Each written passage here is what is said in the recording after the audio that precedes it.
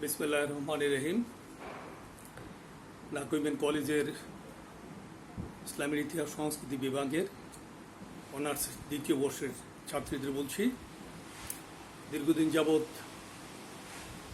College বন্ধ থাকায়, শিক্ষা প্রতিষ্ঠান বন্ধ থাকায় তোমরা অনেকেই লেখাপড়া থেকে অনেক দূরে চলে গেছো। আমি তোমাদের জন্য এই অনলাইনে ক্লাসগুলো নিয়মিত করার চেষ্টা করব। আমরা আজকে অনার্স দ্বিতীয় বর্ষের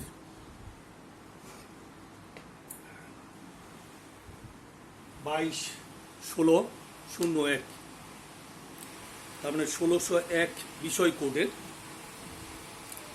ভারতে মুসলমানদের ইতিহাস 1526 পর্যন্ত, কত 1526 পর্যন্ত ভারতে মুসলমানদের ইতিহাস আজকের আলোচ্য বিষয়। ইতিহাস ও ইতিহাসের উৎসসমূহ আমি এখানে দিয়েছি। ইতিহাস কি এবং ইতিহাসের সংজ্ঞাসমূহ তোমরা বই খুললেই পাবে। ইতিহাসের সংজ্ঞা পাবে এবং এখানে অনেকেই সংজ্ঞা প্রদান করেছেন, ব্যাখ্যা বিশ্লেষণ করেছেন। তো তোমাদের ন্যূনতম 3 থেকে 4টি সংজ্ঞা সংগ্রহ করে যদি উপস্থাপন করো তাহলে সবচেয়ে ভালো হয়। আমি এখানে তোমাদের 4টি সংজ্ঞার কথা বলেছি, 4 জনের ভাষায় বিখ্যাত ঐতিহাসিক যারা ইতিহাস সম্পর্কে বিশদ বর্ণনা করেছেন তাদের 4 জনের নাম উল্লেখ করেছি। এই 4 জনের সংজ্ঞাটা তোমরা ভালো করে পড়ে নেবে, আর বাকি আর প্রয়োজন হবে না। প্রথমেই বলে রাখি, ইতিহাসের জনক যিনি, যাকে আমরা জানি, তিনি হলেন হেরোডোটাস। তার ভাষায় ইতিহাসের সংজ্ঞাটা কি এটা পড়ে দেখো। তারপরে আমি আরেকজনকে বলেছি, আর.সি. মজুমদার, মানে রমেশচন্দ্র মজুমদারের ভাষায় ইতিহাসের সংজ্ঞা কি। আমি আরেকজন ঐতিহাসিকের নাম বলেছি, ঢাকা বিশ্ববিদ্যালয়ের আমার শ্রদ্ধেয় শিক্ষক জনাব মরহুম M.R. তরফদার স্যার। আরেকজন ঐতিহাসিক হলেন উইনস্টন চার্চিল। মোটামুটি এই 4 জনের ইতিহাসের সংজ্ঞা যদি তোমার জানা থাকে তাহলে ধারণা করা যাবে তুমি এই বিষয়টি পড়েছ। তো তোমাদের আলোচ্য সূচির যে প্রথম অংশটা সেটা হলো ইতিহাস কি, ইতিহাস কেন পড়ব, ইতিহাসের প্রয়োজনীয়তা কি। আর দ্বিতীয় অংশটা হলো ইতিহাস উৎস কি, আমরা ইতিহাসটা কোত্থেকে সংগ্রহ করি, কিভাবে সংগ্রহ করি, কিভাবে সংরক্ষণ করি বা কিভাবে তারা সংরক্ষণ করেছেন আর যেগুলো আমরা পড়ছি সেই তথ্যগুলো আমরা শুধু ভারতীয় উপমহাদেশের প্রেক্ষাপটে আলোচনা করব। যদি ধরে নেই ভারতবর্ষের ইতিহাসের উৎসসমূহ কী কী, তাহলে আমরা একটা চার্ট তৈরি করতে পারি যে আমরা ভারতবর্ষের ইতিহাসগুলো কোন কোন তথ্য থেকে পেয়েছিলাম। ভারতবর্ষের ইতিহাস সংগ্রহের জন্য ঐতিহাসিকগণ যে সমস্ত উপাত্ত বিষয়গুলো অনুসরণ করেছেন তাদের মধ্যে হলো সরকারি দলিলপত্র। যে সমস্ত শাসকরা এদেশে শাসন কার্য পরিচালনা করেছেন তারা প্রত্যেকেই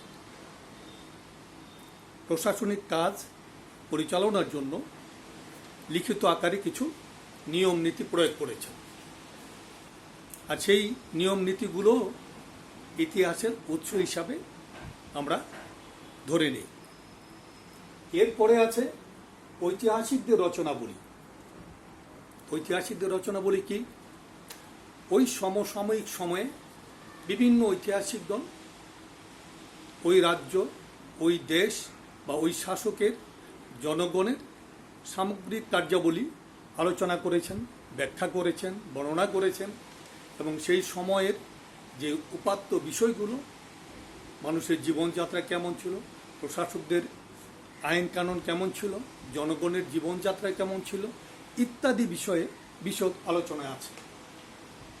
তো তোমরা ঐতিহাসিকদের রচনাবলীর মধ্যে আমি বিশেষভাবে উল্লেখ করেছি কিছু রচনাবলী। সেখানে আছে চাচনামা, কিতাবে হিন্দ, তবাকাতে নাসিরি, তারিকি ফিরোজ শাহী, তাজুল মাসিদ, রেহালা, আইনি আকবরী, হুমায়ুন নামা ইত্যাদি।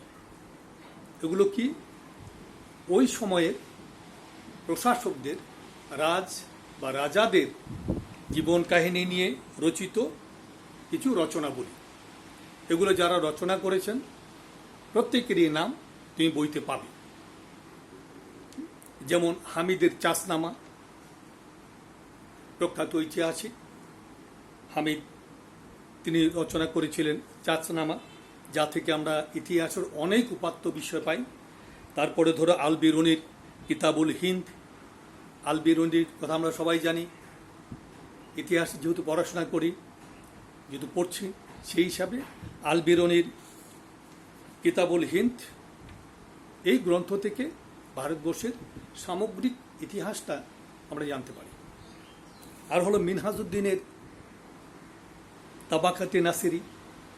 মিনহাজউদ্দিন সিরাজ, যিনি প্রখ্যাত ঐতিহাসিক, যার রচনাবলী থেকে আধুনিক লেখকগণ উপাত্ত সংগ্রহ করে থাকেন। তো ভারতের ওই সময়ে ভারতবর্ষের সামগ্রিক অবস্থাটা কেমন ছিল, জনগণের জীবনযাত্রার মান কেমন ছিল ইত্যাদি বিষয়ে আমরা এই নাসিরির কিতাবে পাই। তারপরে জিয়াউদ্দিন বারানি, একজন প্রখ্যাত ঐতিহাসিক, তার লেখা ছিল তারিকি ফিরোজ শাহী। ফিরোজ শাহ সম্পর্কে আমরা ইন্টারমিডিয়েটে পড়েছি। ওই ফিরোজ শাহ সময়কালে এই রচনাটি বারানি রচনা করেছিলেন। ফিরোজ শাহ শাসন কার্যের ভালো একটি দিক তিনি উল্লেখ করেছেন। এই ঐতিহাসিকদের রচনাবলী থেকে আমরা ভারতের ইতিহাসের খুঁটিনাটি বিষয়গুলো জানতে পারি। এরপরে আসি আমরা বিদেশি পর্যটকদের বর্ণনা। কারা বিদেশি পর্যটক? যারা ওই সময়ে ভারত শাসনকালে ভারতবর্ষের বিভিন্ন দেশ থেকে এসেছিলেন ভ্রমণের জন্য, এবং তারা ভ্রমণ করতে এসে এদেশের সামাজিক, রাজনীতি, অর্থনৈতিক ও জীবনযাত্রা সম্পর্কে বিস্তারিত বর্ণনা দিয়েছেন। তো আমরা সেটাও ইতিহাসের একটি মূল উৎস হিসাবে গ্রহণ করতে পারি। এরপরে আছে মুদ্রা ও শিলালিপি। ইতিহাসের মূল ভিত্তি হলো মুদ্রা এবং শিলালিপি। কিসের মুদ্রা? আধুনিক যুগের টাকা, কাগজ। ওই সময় ছিল দাতব পদার্থের তৈরি মুদ্রা ছিল, আর পাথরে খোদাই করা লিখন চিত্র ছিল। এগুলো ইতিহাসের তথ্য, উপাত্ত বিষয়, ইতিহাসের উৎস, যেগুলো থেকে আমরা ওই সময়কালীন ঘটনাবলীর উল্লেখ পাই। এরপরে আসবে স্তম্ভ। কোন স্তম্ভ? স্মৃতিস্তম্ভ এবং অট্টালিকা।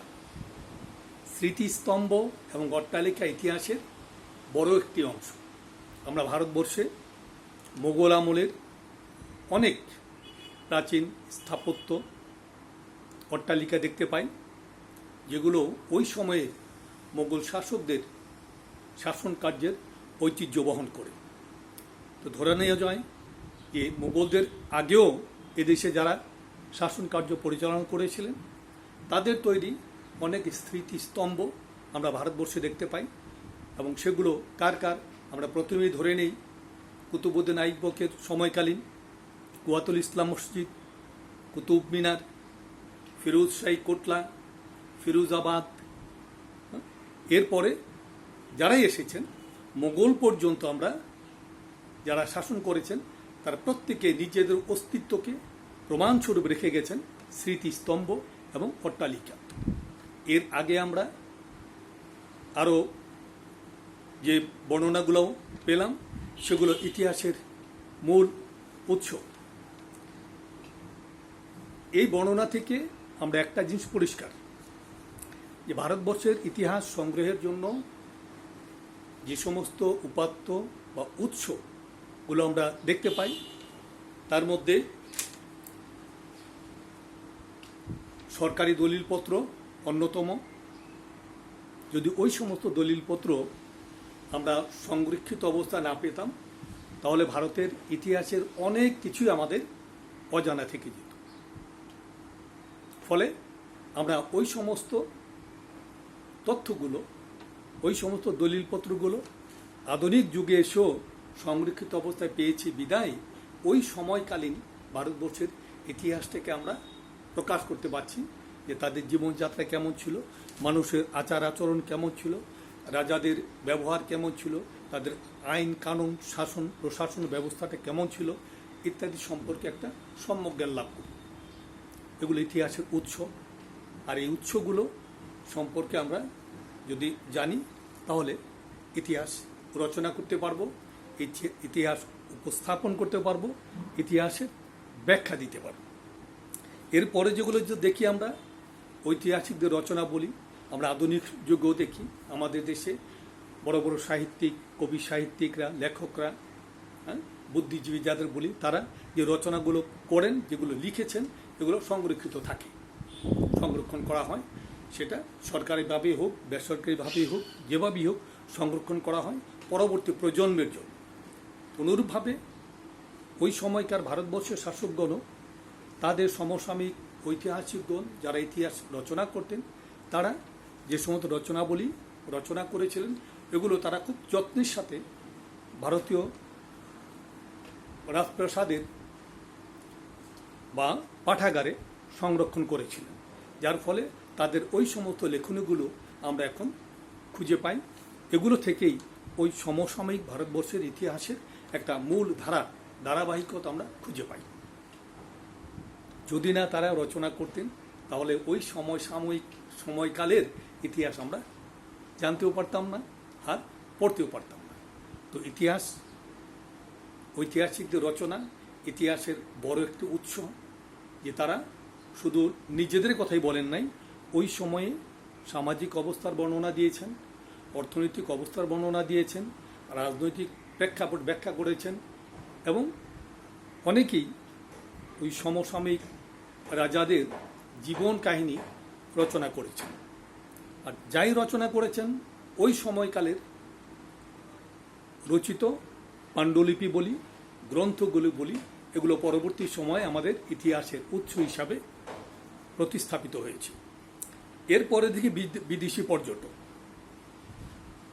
বিদেশি পর্যটকরা এদেশে এসেছিলেন ভ্রমণ করতেই হোক বা এই দেশের সুনাম শুনেই হোক। আর একটা জিনিস মনে রাখতে হবে, ভারতবর্ষ একটা সময় সুজলা সুফলা শস্য শ্যামলায় পরিপূর্ণ ছিল। এই তথ্যটি বিভিন্ন দেশের পর্যটকগণ ভারতীয় মহাদেশ থেকে ফিরে গিয়ে বিভিন্ন জায়গায় বর্ণনা করেছেন। সুন্দর দেশ ভারতীয় উপমহাদেশ, কি নাই সেখানে, মানুষ ভালো, আচার আচরণ ভালো, শাসকরা ভালো, প্রজা দরদি শাসক, তাদের অর্থনীতি ভালো, তাদের রাজনীতি ভালো, তাদের ব্যবসা ভালো। সামগ্রিক ব্যাখ্যাগুলো যখন বিদেশিদের কাছে ভারতীয় উপমহাদেশের বাইরে পৌঁছে গেছে, তখন অনেকেই এদেশে ভ্রমণ করতে এসেছিলেন সেই সুনামের জন্য, সুনাম দেখে জানার জন্য। এবং যারাই এসেছেন তারাই এদের সম্পর্কে সুন্দর বর্ণনা করেছেন। তাদের মধ্যে বিখ্যাত ইবনে বতুতার কথা বলতে পারি আমরা, তারপরে ইটালির মার্কো পোলোর কথা বলতে পারি। ইবনে বতুতা আমাদের কাছে এতটাই জনপ্রিয় যে অন্য কোনো ঐতিহাসিকের নাম না জানলেও, পর্যটকদের নাম না জানলেও আমরা অনেকেই ইবনে বতুতার নাম জানি। ইবনে বতুতা ভারতীয় উপমহাদেশের বিস্তর অর্থনৈতিক উন্নয়নের বর্ণনা দিয়েছেন, রাজনৈতিক উন্নয়নের বর্ণনা দিয়েছেন, মানুষের জীবনযাত্রার বর্ণনা দিয়েছেন। তার এই বর্ণনা থেকে বিদেশি পর্যটকরা আকৃষ্ট হয়ে এদেশে বারবার এসেছেন, বারবার এদেশ ঘুরে এদেশ সম্পর্কে মন্তব্য তৈরি করে রেখে গেছেন, যেগুলো আমরা ইতিহাসের উৎস হিসাবে গণ্য করি। আরেকটা বিশেষ ব্যাপার হলো যে চীনের ফাইয়েনের কথা নাম শুনেছি আমরা, তোমরা বইতে পাবে। তিনিও একজন পর্যটক। আর ওয়াং ছিংয়ের নাম আমরা শুনেছি, তিনিও একজন পর্যটক। আমাদের ভারতীয় উপমহাদেশ সম্পর্কে বিদেশি পর্যটকরা যে বর্ণনা করেছেন এগুলো অতুলনীয়। আমরা যদি পিছনের দিকে ফিরে তাকাই তাহলে দেখব যে তাদের বর্ণনাতে আমাদের পূর্বপুরুষেরা এ দেশটাকে সুন্দরভাবে শাসন করেছিল। মানুষের মধ্যে মমত্ববোধ ছিল, মানুষের মধ্যে মানবতাবোধ ছিল, মানুষের সামাজিক বোধ ছিল। এই বর্ণনাগুলো আমরা ঐতিহাসিকদের বর্ণনা থেকে খুঁজে পাই। তো ওই সময়ের বর্ণনা যদি আমরা না পেতাম, ঐতিহাসিকদের বর্ণনাগুলো যদি না খুঁজে পেতাম, তাহলে আজকের এই ইতিহাসটা আমরা ধরে রাখতে পারতাম না, আজকের এই ইতিহাস আমরা বর্ণনা করতে পারতাম না। যার ফলে ঐতিহাসিকদের বর্ণনাগুলো, ঐতিহাসিকদের পর্যটন কাহিনীগুলো আমাদের ইতিহাসের একটি ধারক হিসাবে পরিগণিত। এরপরে যেগুলো দেখি আমরা, স্মৃতিস্তম্ভ, অট্টালিকা যেগুলো আছে, আমরা তাজমহলের কথা সবাই জানি। হ্যাঁ, একেতে বলে ফেলি, তাজমহল একটি আমার সুন্দর স্মৃতিস্তম্ভ, যা ভারত উপমহাদেশে স্থাপিত। দুনিয়ার অন্য কোনো দেশে এরূপ স্মৃতিস্তম্ভ নাই। এই স্মৃতিস্তম্ভ কি বহন করে? ওই সময়কালের শাসকদের মন ও মানসিকতা বিকাশের পরিচয় বহন করে। তো এই মন মানসিকতার পরিচয় বহন করার ফলে আমরা তাদের সম্পর্কে ভালো একটি ধারণা পাই। কিভাবে? কতটা মানুষ নমনীয় হলে, কোমল হলে এইরূপ স্মৃতিস্তম্ভ তৈরি করে। আর যে সমস্ত রাজপ্রাসাদগুলো আছে ভারতে, এই রাজপ্রাসাদগুলো তৈরিতে সময় লেগেছিল, অর্থের প্রয়োজন হয়েছিল এবং দক্ষ শ্রমিকও ছিল। তো যুগ যুগ ধরে ভারতীয় উপমহাদেশে এই সমস্ত স্থাপত্য তৈরিতে যে সমস্ত দক্ষ শ্রমিকরা ছিল তার নমুনা আধুনিক যুগেও আছে। স্থাপত্যের ক্রমবিবর্তনের ধারায় স্থাপত্যিক কৌশলও পরিবর্তন হয়েছে। যদি না তাদের ওই স্থাপত্যিক কৌশলগুলো আমরা জানতে পারতাম, না জানতাম, তাহলে আধুনিক এই স্থাপত্যের কারিকুলামগুলো আমরা দেখাতে পারতাম। তো তাদের স্থাপত্য কীর্তিগুলো আমাদের ইতিহাসের একটা মূল ভিত্তি। শুধু তাই না, তারা যে সমস্ত স্তম্ভগুলো তৈরি করেছিলেন প্রত্যেকটার গায়ে নিজেদের অস্তিত্বের প্রমাণস্বরূপ শিলালিপি লিখে গেছে। পরবর্তী জেনারেশন এটা দেখবে, পড়বে, বুঝবে এবং তারাও নতুন করে কিছু তৈরি করার চেষ্টা করবে। সেই হিসেবে আমরা দেখি শিলালিপি মানে পাথরের গায়ে লেখা যেগুলো, এগুলোকে বলি আমরা শিলালিপি। আরেকটা হলো মুদ্রা। প্রত্যেক শাসক নিজ নাম অঙ্কিত মুদ্রা প্রচলন করেছিলেন।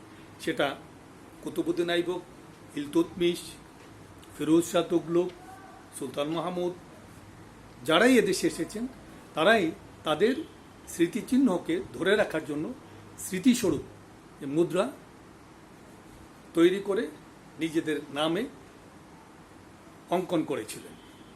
যার ফলশ্রুতিতে মুঘলরা এসে তাই করেছেন, এরপরে সুলতানিরাও তাই করেছেন। এখন আমাদের দেশে যেটা আছে কাগজের টাকা, সেটা বিভিন্ন সময়ে বিভিন্ন টাকার মধ্যে আমরা গভর্নরের নাম দেখি, এই সময়ে এই গভর্নরের স্বাক্ষর দেখি, রাষ্ট্রপতির প্রতিকৃতি দেখি। তো এই টাকা, মুদ্রা, এগুলো একটা শাসন ব্যবস্থার একটা সময়কালের ইতিহাস বহন করে। আর এই ইতিহাস সংরক্ষণের জন্য, ইতিহাসকে ধরে রাখার জন্য, ইতিহাসকে সংরক্ষিত করার জন্য, পরবর্তী জেনারেশনের কাছে পৌঁছে দেওয়ার জন্য এই সমস্ত উপাত্ত বিষয়গুলো অত্যন্ত গুরুত্বপূর্ণ। আমি আশা করব তোমরা এই ইতিহাস ও ইতিহাসের উৎসসমূহ তোমার বইতে বিস্তারিত আছে।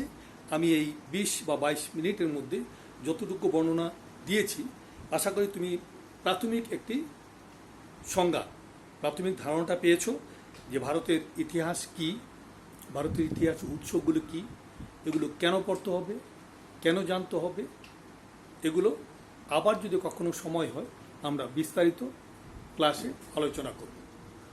আশা করি সবাই ভালো আছো, ঘরে থাকবে, বাড়িতে থাকবে, বের হবে না। সবাইকে অশেষ ধন্যবাদ। আসসালামু আলাইকুম।